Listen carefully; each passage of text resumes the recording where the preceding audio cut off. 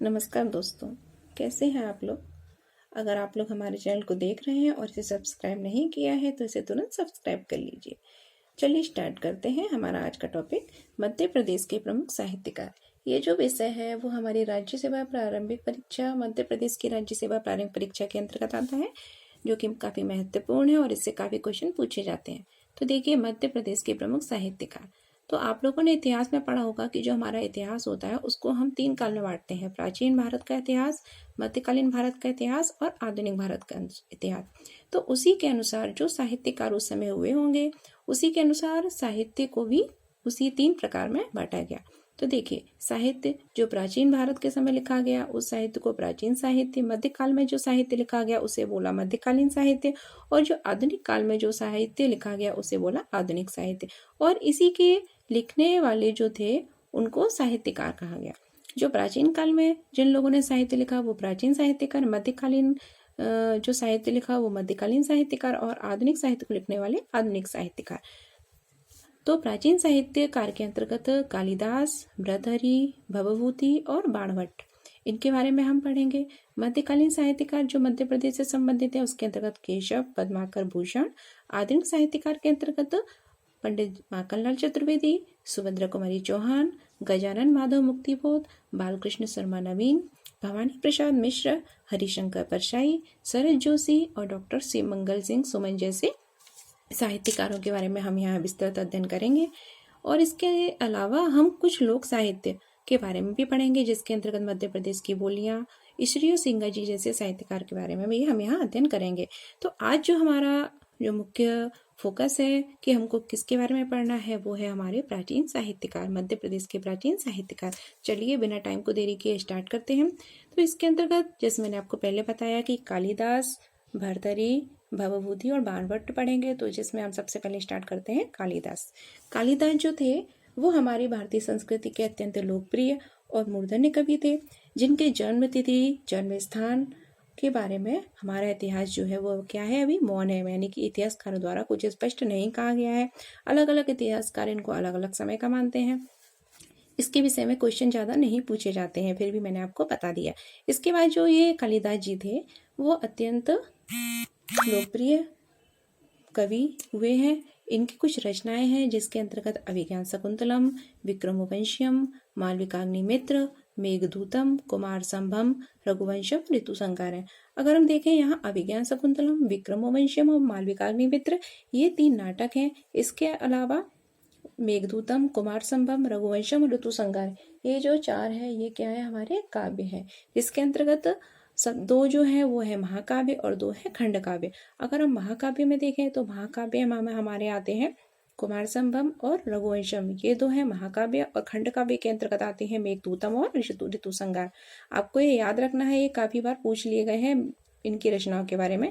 इसमें जो सबसे फेमस रचना है वो है, इनकी सबसे प्रसिद्ध रचना है वो है अभिज्ञान शकुंतलम, जिसमें राजा दुष्यंत और शकुंतला के प्रणय प्रसंगों की चर्चा की गई है।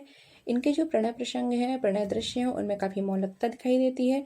साथ ही इसमें मानवीय भावनाओं का अद्भुत चित्रण भी दिखाई पड़ता है। इसके अलावा दूसरा नाटक जो है वो है विक्रमोवंशम। हाँ, एक बात और, ये जो अभिज्ञान शकुंतलम इनकी काफी प्रसिद्ध रचना थी। इसको पढ़कर एक जर्मन अंग्रेज थे, ठीक है, जिनका नाम था गेटे, जो जर्मन कवि हुआ करते थे जिनका नाम था गेटे, वो इनकी रचना को पढ़कर काफी प्रभावित हुए और इन्होंने इसका अंग्रेजी अनुवाद कर दिया। ठीक है, तो अगर ये क्वेश्चन आता है कि अभिज्ञान शकुंतलम का अंग्रेजी अनुवाद किसने किया है, तो वो है हमारे जर्मन कवि गेटे। ठीक है, इन्होंने बोला कि ये एक ऐसी रचना है अभिज्ञान शकुंतलम जिसको पढ़कर आत्मा को शांति मिलती है। ठीक है, तो काफी प्रसिद्ध रचना है, याद रखिएगा। इसके बाद इनका जो दूसरा नाटक है वो है विक्रमोवंशियम, जिसमें कि उर्वशी और राजा पुरुरवा जो है उनके बारे में चर्चा की गई है। इसके अलावा एक अन्य नाटक है काफी प्रसिद्ध जिसको बोलते हैं मालविकाग्निमित्र, जिसमें कि अग्निमित्र और मालविका के प्रणय प्रसंगों की चर्चा हुई है। इसके अलावा 4 काव्य हैं, मेघदूतम, कुमार संभव, रघुवंशम और ऋतुसंहार। मेघदूतम जो है इसमें जो एक यक्ष है वो अपनी प्रेयसी को मेघ यानी बादलों के माध्यम से संदेशा भेजता है।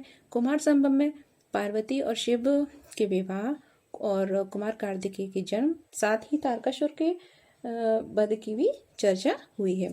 इसके अलावा रघुवंशम जो है, रघुवंशम का विषय रामायण से लिया गया है। साथ ही ऋतु संहार जो है वो भी इनकी एक प्रमुख जो है वो इनका खंड काव्य है।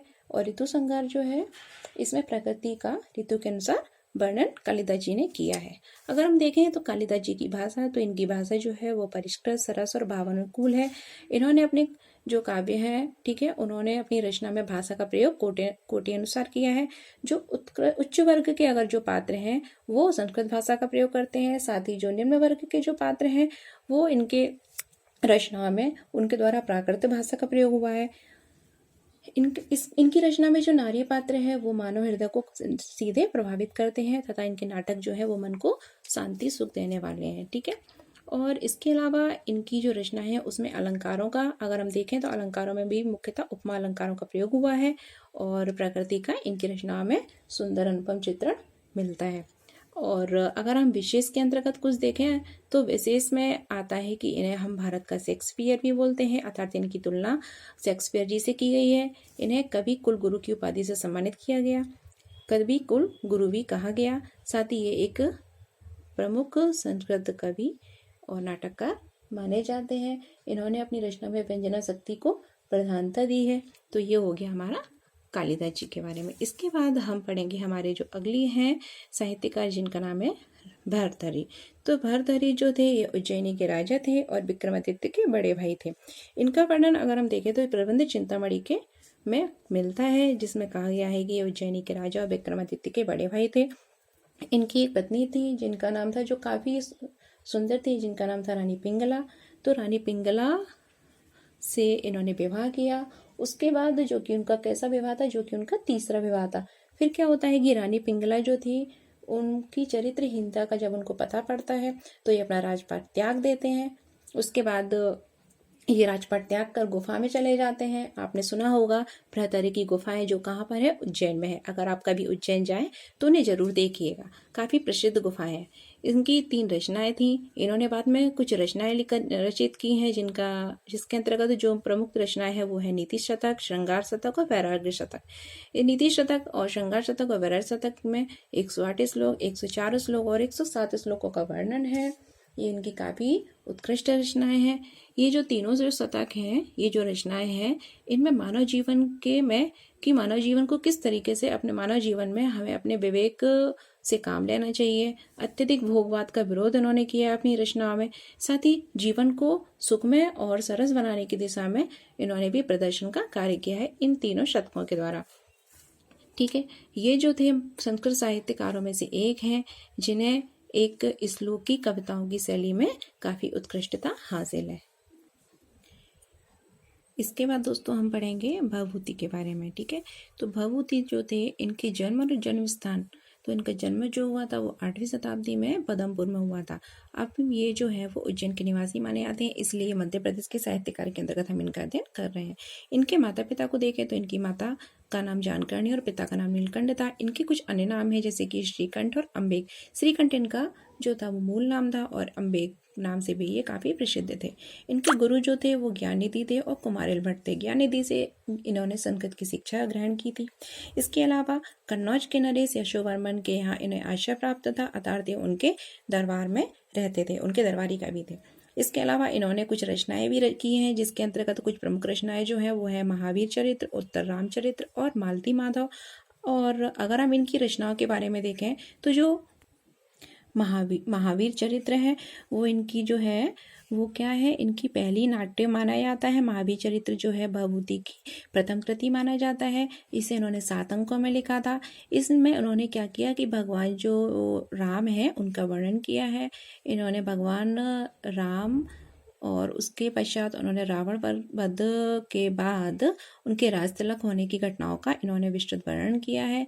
और इसमें उन्होंने बताया है कि जो कैकई थी, कैकई की जो दासी थी जिसको कि हम मंत्रा के नाम से जानते हैं, वो और कोई नहीं, वो अपना वेश बदलकर कैकई के पास रहने वाली शूर्पणखा थी, जिन्होंने राम को वनवास भिजवाने में सफलता हासिल की। और इसमें उन्होंने बताया है कि परशुराम जब आए थे, जब उन्होंने राम जी ने धनुष तोड़ दिया था, तो वो किसी और कारण से नहीं, शिव का अपमान से नहीं आए थे, बल्कि रावण द्वारा भेजने पर आए थे।